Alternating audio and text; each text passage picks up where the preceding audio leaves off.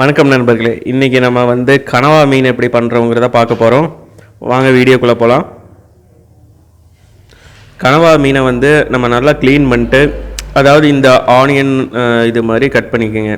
அதாவது ரிங்காக கட் பண்ணிட்டீங்கன்னா வந்து உங்களுக்கு ரோஸ்ட் பண்ணுறதுக்கு ஈஸியாக இருக்கும். அதுக்கு மேலே உப்பு ஆட் பண்ணிக்கிறோம். உப்பு சேர்த்துட்டு நெக்ஸ்ட்டு வந்து கூட பெப்பர் கொஞ்சம் ஆட் பண்ணிக்கிறோம். இதில் 1 டேபிள் ஸ்பூன் இல்லை 1/2 டேபிள் ஸ்பூன் இருந்தால் போதும். உப்பு தேவையான அளவு நீங்கள் ஆட் பண்ணிக்கோங்க.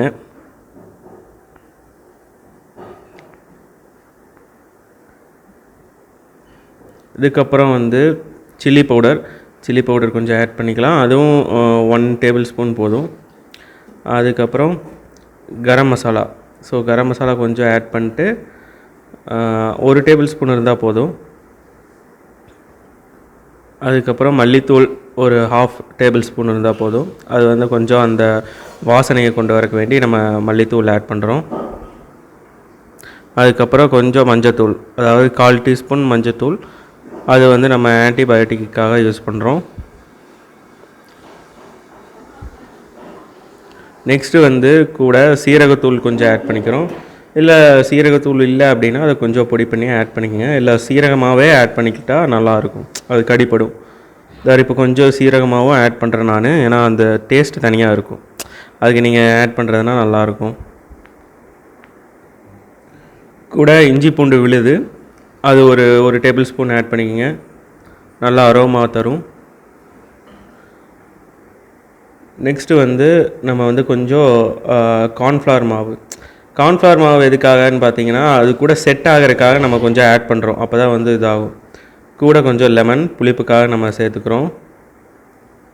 அதாவது இது வந்து பார்த்துக்கிட்டிங்கன்னா நம்ம ஃபிஷ் ஃப்ரை பண்ணுறோம்ல, சேம் ப்ரொசீஜர் தான். ஆனால் இது கூட ஒரு கிரேவி ஸ்டைல் ஃபிஷ் ஃப்ரை அப்படின்னு பார்த்துட்டிங்கன்னா அது மாதிரி தான் இருக்கும் கனவா. கூட கொஞ்சம் சோயா சாஸும் வந்து அந்த ஒரு இதுக்கு வேண்டியதான், அந்த டெக்ஸ்சர் கொடுக்கறதுக்கு வேண்டி நம்ம சோயா சாஸ் ஆட் பண்ணுறோம். அதுக்கப்புறம் நல்லா மிக்ஸ் பண்ணி விட்டுக்குங்க. மிக்ஸ் பண்ணிவிட்டு நம்ம எப்போ போல் அந்த ஃபிஷ் ஃப்ரையை வந்து எப்படி விடுவோமோ அது மாதிரி ஒரு 5 to 10 minutes நல்லா ஊற விட்டுருங்க. அப்போ தான் வந்து உங்களுக்கு நல்லா அது பிடிச்சிக்கும். நெக்ஸ்ட் இது ரெடியான பிறகு நம்ம இதை ஃப்ரை பண்ணணும்.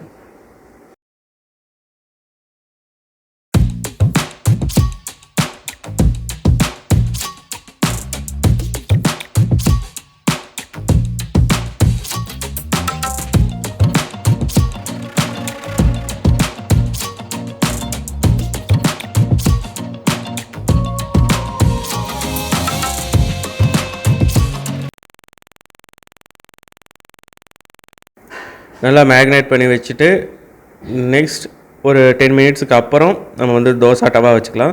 இல்லை அப்படின்னா உங்களுக்கு இருக்கிற டவா வச்சுக்கோங்க, ஒரு நான்ஸ்டிக் டவா ஏதோ ஒன்று வச்சுட்டு பட்டர் வந்து ஒரு 1 டேபிள் ஸ்பூன் பட்டர் ஆட் பண்ணிக்கலாம். பட்டரை ஆட் பண்ணிட்டு கொஞ்சம் லைட்டாக உருகின பிறகு, ஃபுல்லாக உருகி இருக்கக்கூடாது, அது நெய்யாக மாறிடும். அதுக்குள்ளாரையே வந்து நம்ம வந்து அந்த கனவாயை ஆட் பண்ணிக்கிறோம். கனவாயை வந்து கரெக்டாக ஆட் பண்ணோம், அதாவது ஸ்குவிட்டு.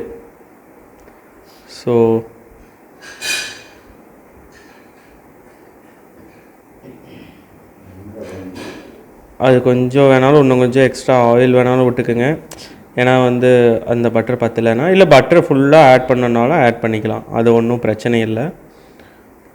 ஏன்னா நல்லா ஃப்ரை பண்ணணும். ஏன்னா நம்ம டீப் ஃப்ரை பண்ணல, ஷாலோ ஃப்ரை பண்ணுறங்காட்டி கொஞ்சம் ஆயில் கொஞ்சமாவது இருக்கணும். டீப் ஃப்ரை பண்ணோம்னா உங்களுக்கு நல்லா ரோஸ்ட்டாக வரும்.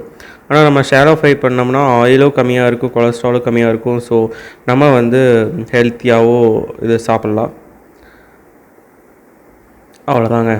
அந்த மீனை வந்து கொஞ்சம் ஆட் பண்ணிடுறோம். அது கூட